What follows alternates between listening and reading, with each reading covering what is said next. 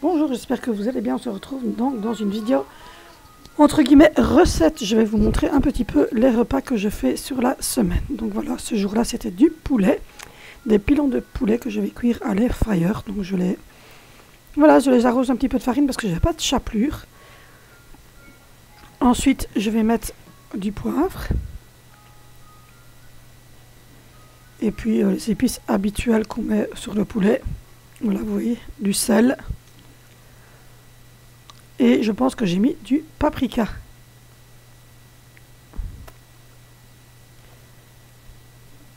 Mais j'ai eu un petit souci, mon paprika était un petit peu compliqué à sortir. Donc j'y suis allée au couteau, je vous l'avoue. Désolée pour ma voix, mais je suis enrhumée. Donc voilà, j'ai mis, comme vous voyez, un petit peu de paprika. Et vous pouvez mettre évidemment plein d'autres épices que vous aimez. Ça, c'est à vous de voir. Mais moi, j'ai fait simple. Paprika, sel, poivre et farine.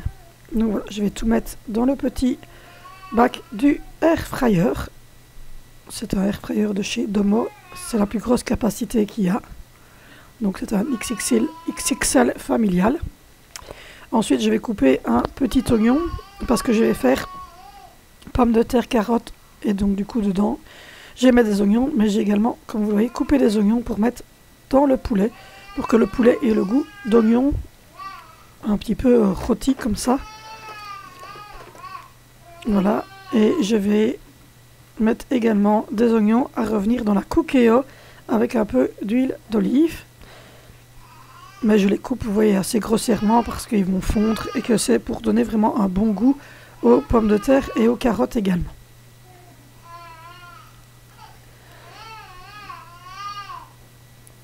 Voilà, ensuite je vais passer à l'épluchage des pommes de terre et couper les pommes de terre en rondelles, on va dire. Je suis désolée, mais mon bébé est pas loin et vous allez sûrement l'entendre dans la vidéo. Donc voilà, je vais couper et éplucher toutes mes pommes de terre que je vais faire simplement cuire à la vapeur dans le cookéo. Donc vous mettez tout dans le panier de la cookéo. Vous mettez une bonne cruche d'eau, à peu près 200 ml, 250 ml. Et moi je les mets en cuisson sous pression à peu près 6 minutes. Et normalement, que ce soit les carottes ou les pommes de terre, elles sont cuites. Voilà. Alors oui, je ne me suis pas pris la tête. Je prends des carottes surgelées de chez Bofrost Bio. J'avoue que couper et éplucher les carottes n'était pas enthousiasmant. Je mets un peu de sel et un peu de poivre. Et je rajoute également du thym. Donc voilà, je vous montre. Ils sont en train de cuire et de rôtir. Je vais essayer avec la chapelure. Cette fois-ci, j'ai acheté de la chapelure. Et voilà, une belle petite assiette. On se retrouve le mardi. On va faire de la sauce bolognaise maison dans la cookéo. Donc comme d'habitude, vous faites revenir des oignons avec de l'huile d'olive. Et vous les laissez bien roussir sur le mode manuel mijotage. Donc voilà. Je les ai coupés vraiment grossièrement parce que je déteste couper les oignons. Ensuite, je rajoute du haché. Celui-ci, c'est du porc et bœuf. Puis ensuite, je mets du sel. Puis ensuite, je mets un peu d'huile d'olive pour les oméga 3. Je mets du poivre, que j'ai mis du paprika. J'ai mis de l'ail en poudre. Et j'ai mis du thym. Donc voilà. Et puis ensuite, je vais mettre le passata de tomate. Donc c'est du concentré de tomate simplement. C'est difficile à une main. Donc voilà, je vais mettre un berlingot. Ça vient de chez Lidl. Donc c'est la marque de chez Lidl. Ensuite, je vais mettre des tomates pelées. Voilà. C'est des petits cubes de tomates qui sont déjà prêts. Et puis voilà, je vais mélanger bien le tout. Et donc, moi je fais en mode mijotage, mais je pense que la nouvelle cookéo a plus de fonctionnalité encore que celle-ci. Donc voilà, je vous montre que j'ai mis le mode mijotage. Je sens pour voir si ça chauffe bien parce que Ensuite, je fais bouillir de l'eau simplement dans une casserole. On va dire que ça c'est traditionnel quand même.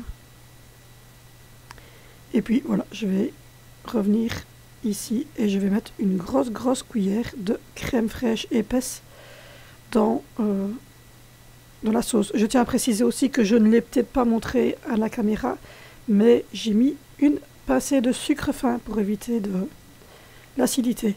Ensuite, je mets les petits spaghettis à cuire. Voilà.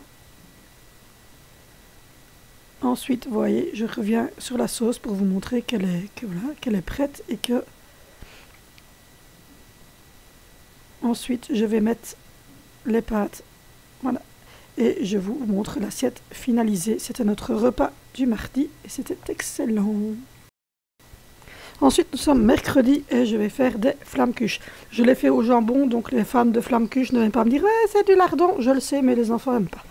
Donc voilà, je vous montre que j'ai pris du fromage blanc, de la crème épaisse, de l'huile d'olive, du sel,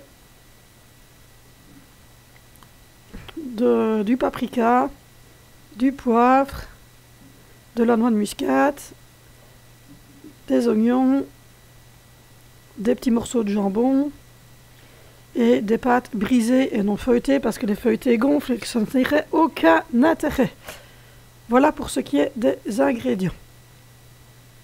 Ensuite, je vais commencer à faire le pire et vous allez voir, ça va se finir en meurtre de l'oignon parce que il faut vraiment que je sois très gentille et que mon chéri m'offre un truc pour faire les oignons. Vous aurez compris qu'il entend ce que je dis et que j'espère qu'il aura pigé. Donc voilà, on va faire le pire de toute ma vie, c'est éplucher les oignons.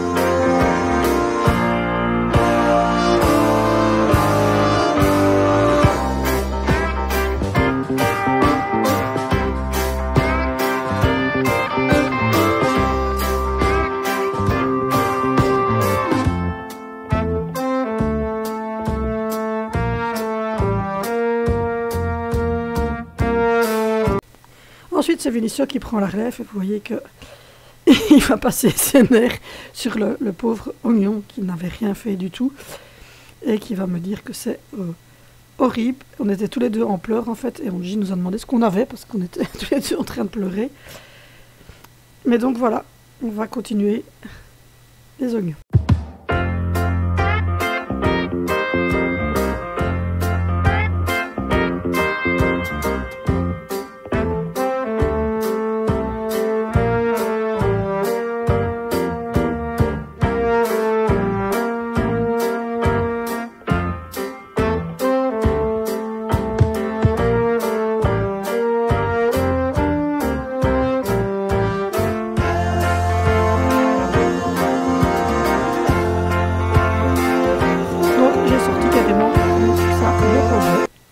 Voilà, ça faisait plus de la pâte d'oignon, mais au moins ça nous a évité grandement de pleurer. Donc je les ai mis dans le blender.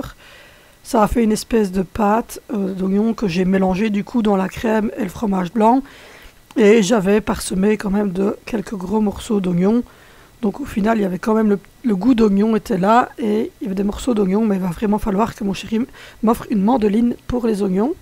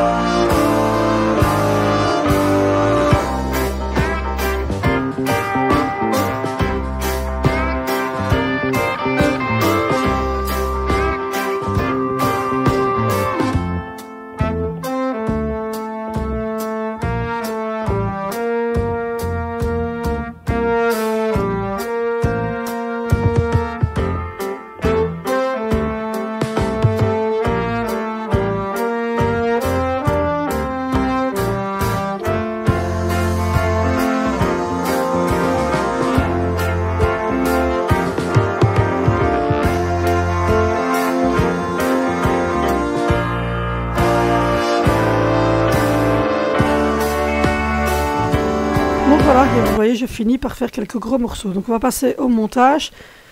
Donc pour le montage, moi j'ai des plaques qui sont hyper abîmées parce qu'elles ont plus de 10 ans. Ce sont des plaques à pizza à la base. Mais moi je les utilise pour faire des tartes, des quiches, tout ce qui est à peu près plat.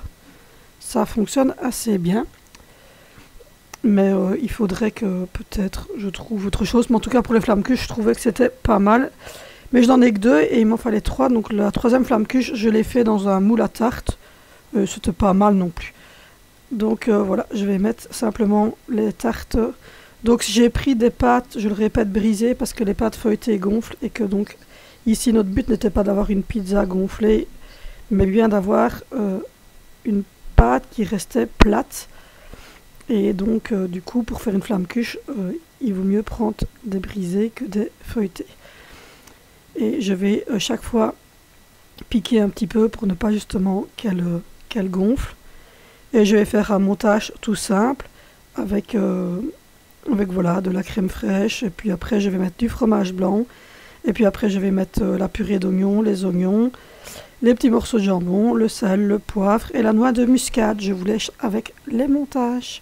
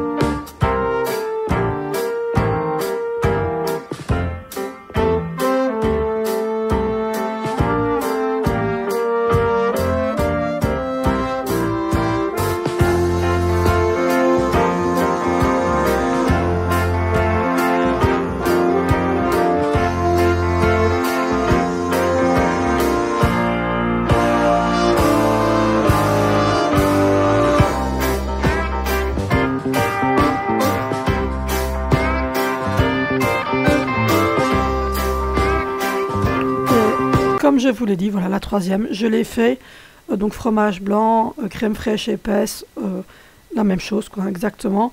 Sauf que ici, vous voyez, je l'ai fait dans un moule à tarte. Alors elle était un peu moins cuite, mais limite, elle a plu un peu plus aux enfants, je pense, parce qu'ils aimaient mieux, c'était plus onctueux. Donc vous voyez, là c'est de la...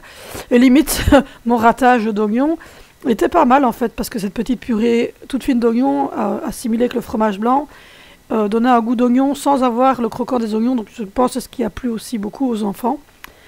Mais donc voilà, la troisième je l'ai fait plus version quiche que flamme quiche, mais enfin bon. Je n'avais pas le matériel adéquat pour mes oignons. Je pense que là le message doit être vraiment bien passé. Donc j'espère avoir bientôt une mandoline. Donc voilà, vous avez le montage en live du coup, de la troisième. Voilà, j'ai parsemé des jambons, mais je vous dis franchement, la vraie c'est au lardon. Si on avait été que moi et mon chéri, on l'aurait fait au lardon, mais bon, voilà, on a pensé aux enfants d'abord. Et donc on l'a fait au jambon, mais elle était très très bonne. Et voilà, j'ai mis tous mes petits aromates dessus. J'ai mis de la noix de muscade parce que je trouvais que c'était très très bon. Et que ça donnait un goût, parce qu'au final, à part le goût d'oignon, il n'y a pas grand chose. Pour accompagner le tout, j'ai fait une salade, donc je vous montre mon petit cuit-œuf de chez Lidl. Ça fait 2 ans que je l'ai. Franchement, il me sauve la vie. Parce que moi, j'oublie toujours mes œufs cuits durs, alors ils explosent. Et je vous montre aussi, voilà, ils sont en cuisson. Et l'autre, elle attend, voilà. Mais en tout cas, c'était très, très, très, très, très, très bon. Voilà, je vous montre aussi que j'ai rangé mon plan de travail. C'est très important de ranger tout de suite le plan de travail. Et voilà notre petite assiette du mercredi.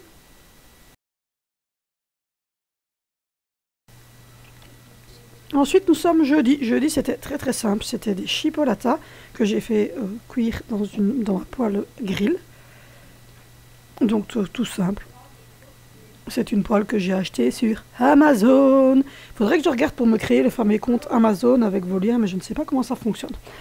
Donc voilà, pour vous mettre tous les liens en dessous, mais il faudrait que je vois un petit peu comment est-ce qu'on peut faire pour que tous les liens, que ça soit partagé en bas de mes vidéos.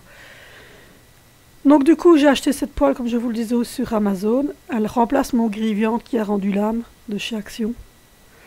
Et je vais simplement faire revenir à l'huile d'olive. Alors oui, ce sont des recettes qui ne sont pas grasses parce que je ne mange pas gras. Et donc du coup, je ne cuisine pas au beurre. Mais je vous laisse donc avec la cuisson des chipolatas.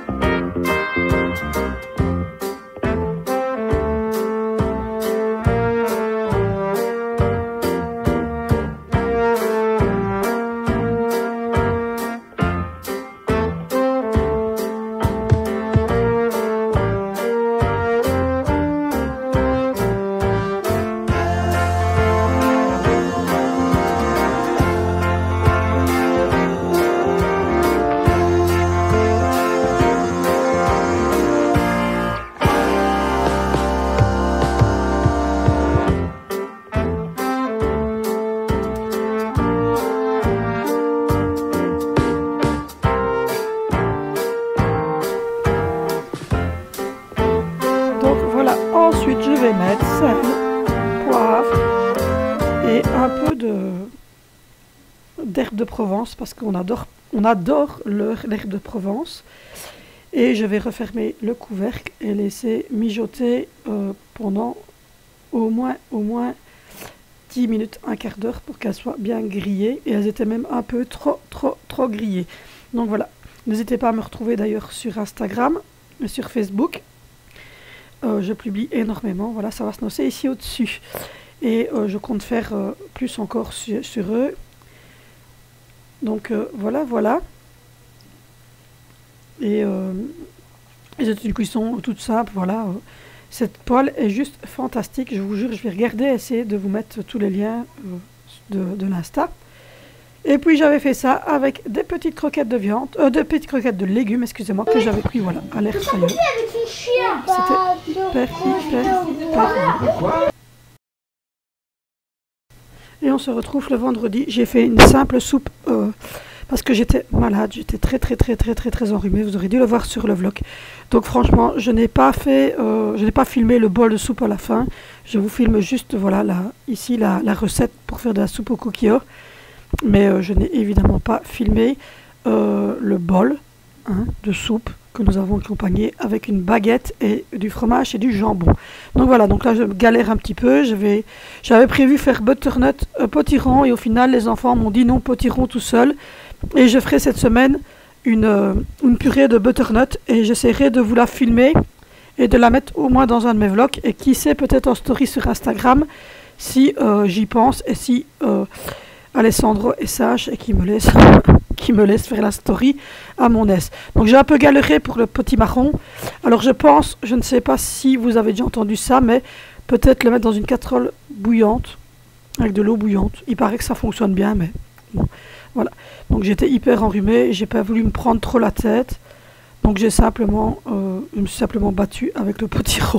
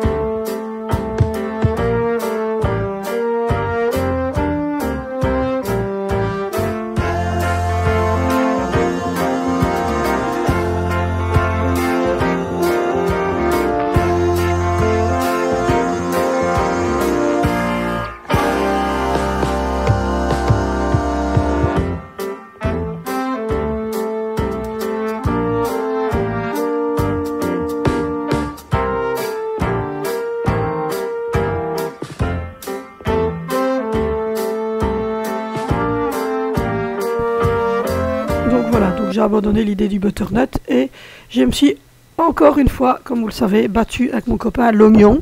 Donc j'attends toujours une mandoline pour couper mes oignons. J'espère qu'elle arrivera un jour. Je ne sais pas, on verra. Donc voilà, j'ai épluché un oignon.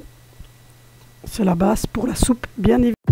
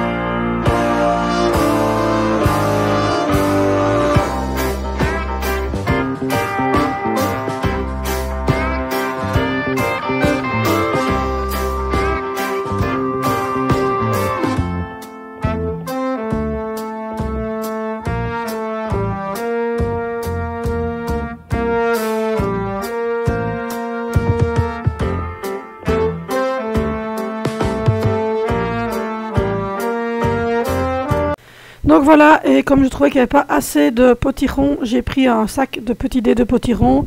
Et je vous dis bien que la prochaine fois, je prendrai un petit dé tout. Parce que franchement, comme dit mon mari, pourquoi est-ce que tu t'es fait souffrir? C'était pour faire bien dans la vidéo. Hein. Donc voilà, non, les potirons, c'est une horreur, quoi. Donc voilà. Et j'ai pris, comme vous l'avez vu, un petit sac. C'est du céleri congelé, mais qui est du céleri frais à la base, puisque il vient du jardin de ma maman.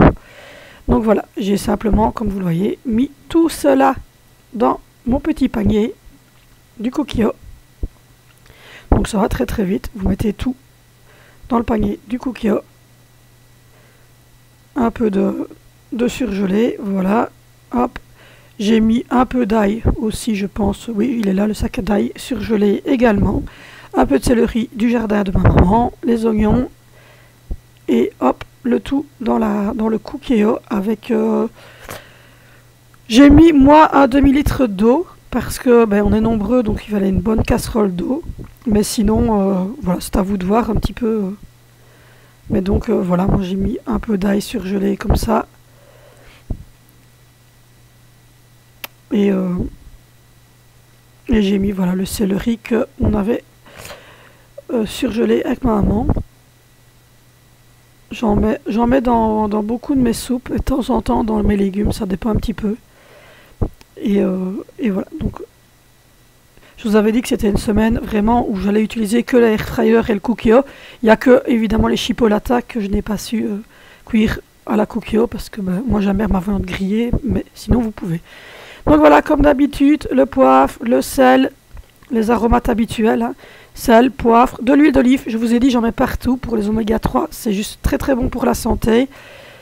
Et voilà, les épices que vous aimez dans votre soupe, surtout moi j'ai mis paprika, enfin voilà, vous mettez les épices que vous aimez. Moi j'ai mis ceux-là, maintenant vous pouvez mettre ceux que vous voulez.